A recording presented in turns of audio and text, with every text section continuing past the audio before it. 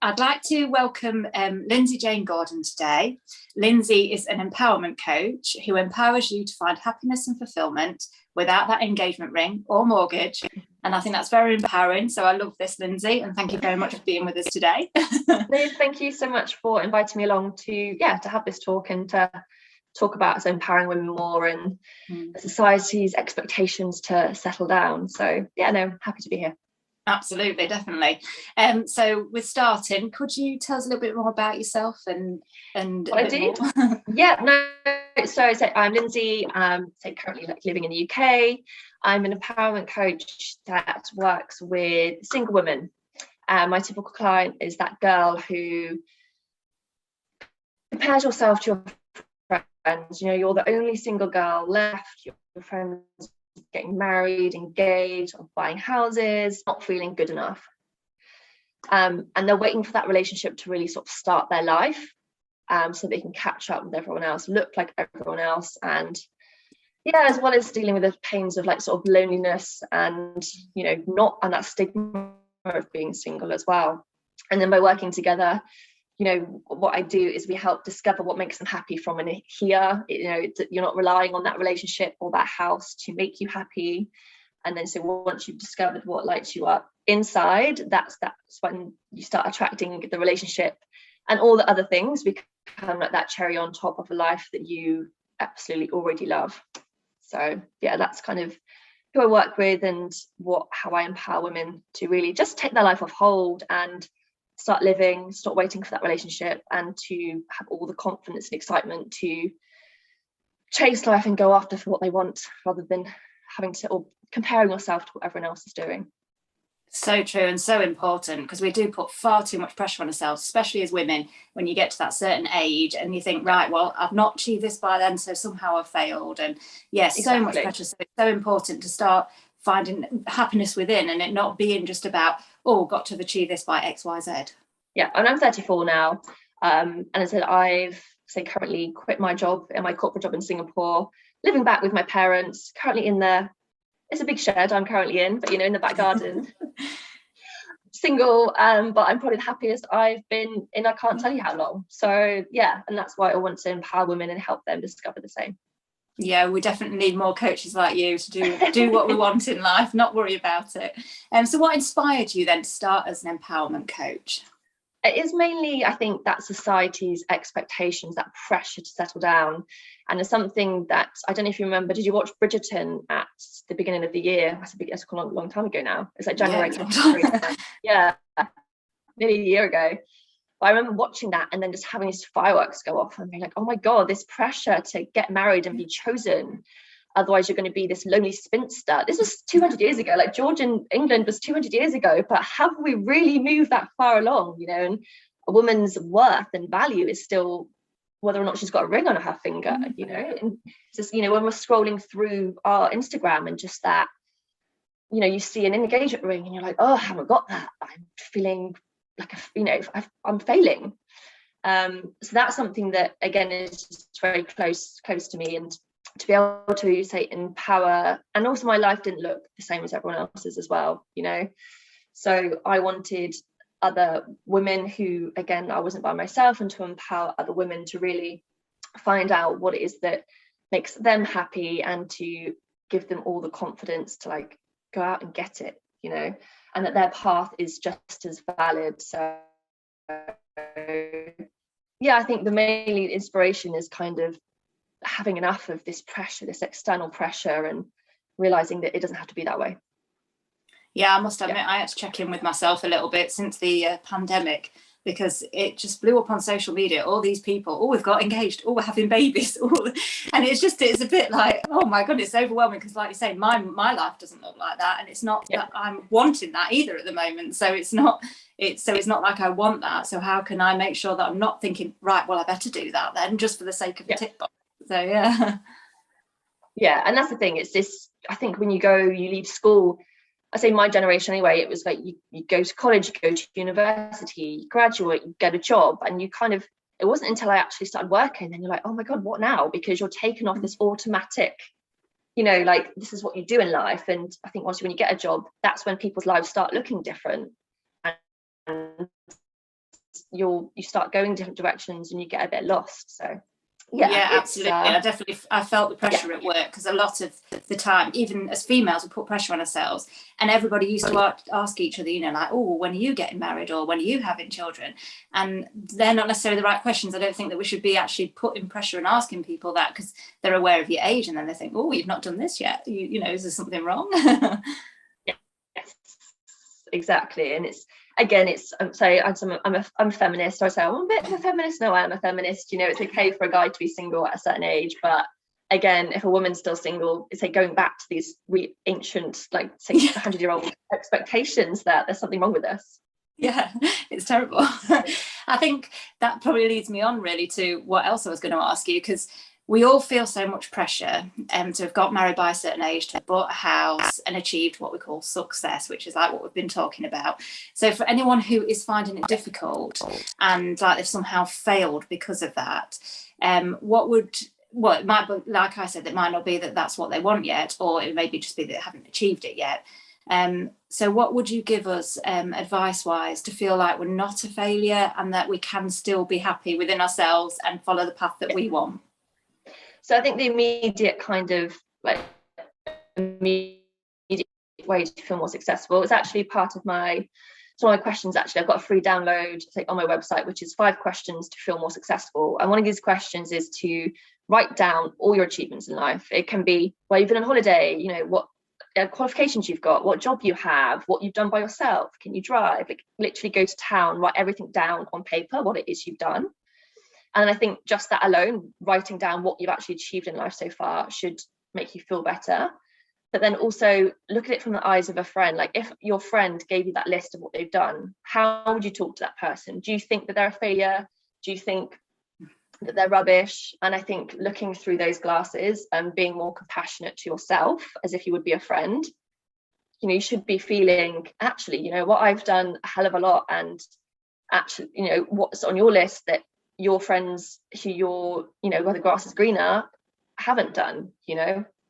So that's an immediate fix, an immediate tool for feeling more successful. But ultimately, I think the longer term one is looking inwards and finding out what success so the longer term way of feeling more successful is to find out what success means to you, you know, rather than looking for what everyone else is doing left and right as to, oh, they're doing that, so that's what success means. It's to really look inwards, uncover your values, what really lights you up, sets that fire up in your belly. And then once you're stepping the steps of your own path towards your own goals, that is what success will mean to you. You won't care what anyone else is doing. That's the longer term thing, obviously.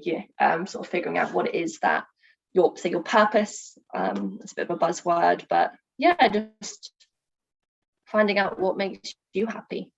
It's true, and it's actually so important as well, because you do get caught up and lost, especially like you say, as being females, we do feel so much pressure.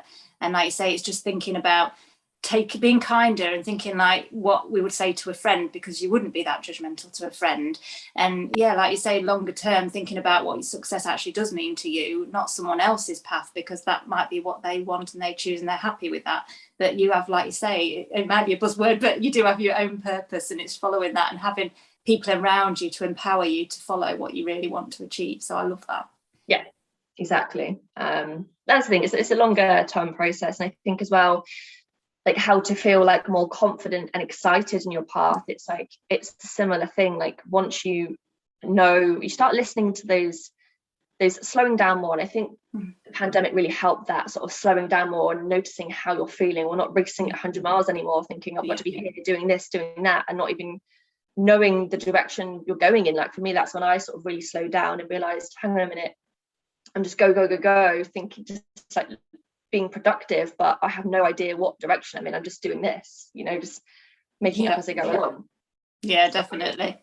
I think to feel more confident in your path is really to slow down and listen to the way you're feeling, like finding that like intuition, recognizing those feelings of what feels right. And then once you know what you like, and you can sort of trust those sort of like niggles, then you can be confident and you trust yourself, and you can be more confident in your path. I mean, and it's hard, like, so obviously I'm very passionate about what I do, but there's some days when I think, oh my God, I've left my job, I've left the country I was living in and this life, what am I doing? And it's just, it's, you have to kind of, but because I do trust that it's the right path, it keeps me sort of going on a daily basis and confident that I am doing the right thing. So yeah, it's so it's not easy. It's not like, oh, you know, I know what I'm doing now, let's go.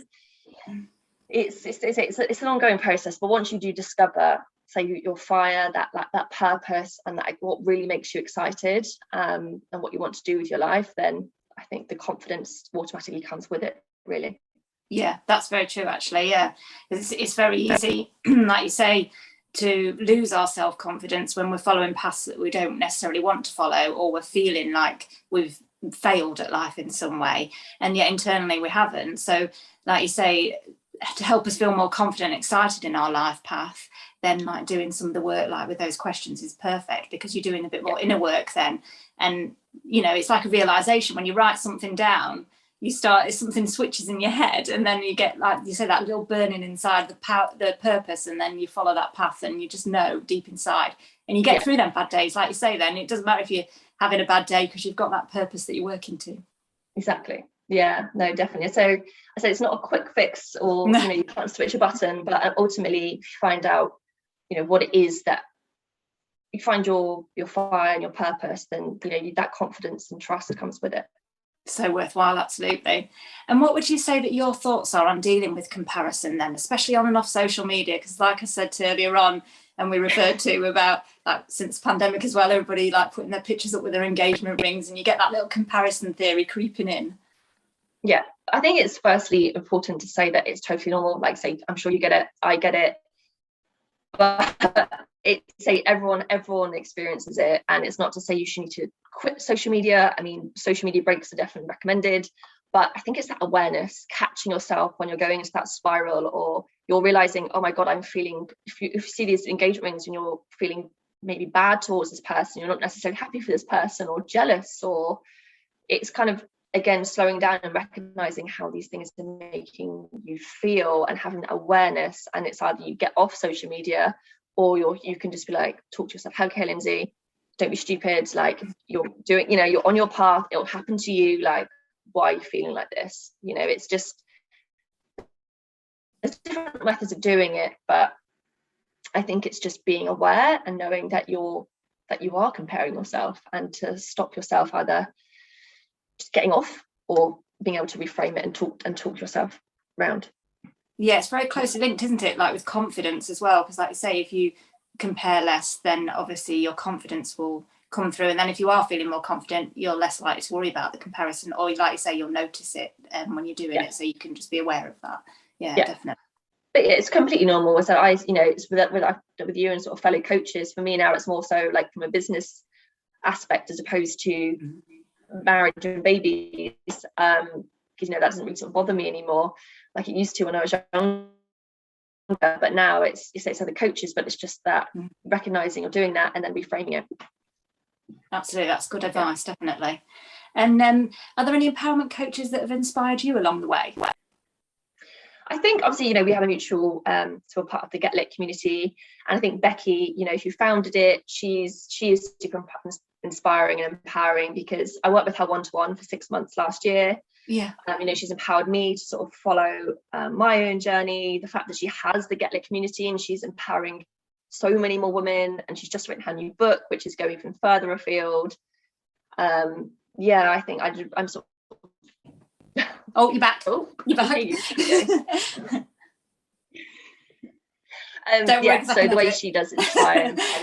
Okay, but yeah, so Becky is someone that really empowers so many women from her platform, I think, and so having that one-to-one support with her and getting to know her better, and watching her journey and what she's doing now and growing is quite, I think it's empowering. It is very, I'm definitely with you there. She definitely changed, well, she helped me with my confidence loads, so and she made me believe in myself, and it's like you say, it's connecting with someone else that understands there's other purposes in life, and so that was brilliant, very empowering, like you say. Yeah, definitely. So I think so for me, like closely working with her, she's like probably my number one who does inspire me. I love that. And can you give us your top tips then for having a better relationship with ourselves? I think again, it's just, I guess probably one of Becky's top tips she always used to tell me through our one-to-one is stop thinking with your brain and start feeling more. Again, going inwards, noticing how things make you feel. So like for me, like in my community, like sort of like dating, you know, even if a guy is great on paper, how is it making you feel? If a guy isn't your type or girl isn't your type, then actually is it making you feel really good? Maybe you should sort of be listening to that more. And ultimately, I think the way, so you're tuning inwards, obviously that's about dating, but it's when you're tuning inwards and you're more aware of what you like and what you don't like and who you are, that's when, you know, you're more aligned and then you start attracting the right people that say come into your life anyway. But it's that same thing comes into like finding friends. You know, if you're really notice the energy you feel like when you're meeting other people, like do you like, how do they make you feel afterwards? When you start doing activities or hobbies, like do you even like it, or you're doing it because you're supposed to doing it? Do you go spinning every day because you're supposed to, or because you actually like it? I mean, I personally hate it. Yeah, me too. Like running's my thing. But yeah, it's just, and also I think as well, it's exploring what you like and what you don't like, and noticing how it makes you feel. Because I think it's that, well, for single girls who get older, other women, you know, they become a wife, their identity sort of transitions and they change because they're a wife now or they're a mum now. And I'm noticing now that I don't want to drink anymore, and my identity as to what I like and what I do is changing, but it's not such a recognizable transition. Or noticing, oh, I think I am changing. That's totally normal. Not just, you know, just because you're not a wife or a mum doesn't mean you're not allowed to change. And it's just about having fun and exploring what it is you do and you don't like, really. And that's something, again, it's I think really pushed, emphasize on my clients. It's just not caring what anyone else does and going back to being a kid. What do you enjoy doing? What do you not like doing? And going inwards to knowing how it makes you feel, not about what should make you happy.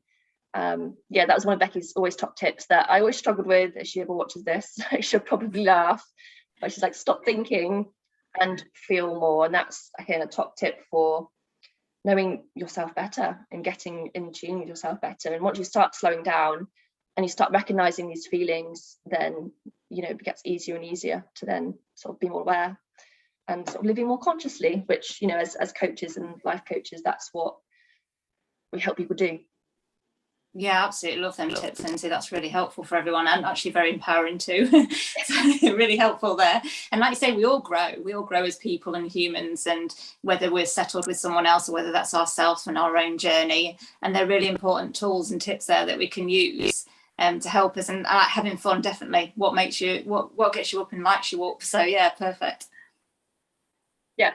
And especially, like, you know, we are single and we're not going to be single forever. So in my community, it's like, you can do anything. Like, I'm great. I'm going off to Paris next week because, well, like, you know, I can, and I'm seeing a friend and I don't have to check anyone else's diary. The restrictions have stopped now. So, you know, it's like, well, actually make the most of all this freedom you have as a single girl. Explore what it is you want to do. Go make the most of it. You have no children. You don't have a partner's grand's 50th, 60th birthday to go to or whatever. It's just make the most of it and really have fun exploring you, because it's the only chance you get to be so selfish, really, and it's great. It is. And like say, the pandemic's taught us so much as well. Like say, we're slowing down and then realizing life is very short, actually, so we need to enjoy this moment while we've got it, because otherwise, you know, we're going to regret it. So it's great to have coaches like yourself that can empower people and empower females especially to make those changes and pursue their happiness. Yes, exactly. Thank you so much for being with us today, Lindsay. It's been lovely having you on. And for anyone that's watching and who would like to obviously connect with you or maybe look at working with you, what's the best way that they can contact you? There's my Instagram, which I'm sort of most active on at the moment. That is just Lindsey Jane Gordon, or one word and then an underscore at the end. My website is lindseyjanegordon.com. Sorry, lindseyjanegordon.com. Yeah, and there's a ways to work with me. It's either say one-to-one, it's a 12-week course called Restart, which is all about, say, taking a life off hold, stop waiting for that relationship, and discover what makes you happy from in here and following your own paths and milestones rather than everyone else's. And I've also just started a free Facebook community for single women. It's called Single Girl Socials. If you just type that into Facebook, and that's all about having online meetups, in real life meetups too, just in the UK for now, but it's a global community, and just to unite women who can get what it's like to be single. You know, maybe if all your friends are married and have kids, they don't understand. So it's just have that fellow single community where, so we can get online, as well as finding people to hang out with at weekends, people that are free too. I love that. I'll put the links below as well for anyone, so that they can find you easily too. Oh, perfect. Thank you again. No, it's so lovely talking to you. I love it. It's brilliant. Thank you. Really empowering. Thank you so much, Jane. That's all right.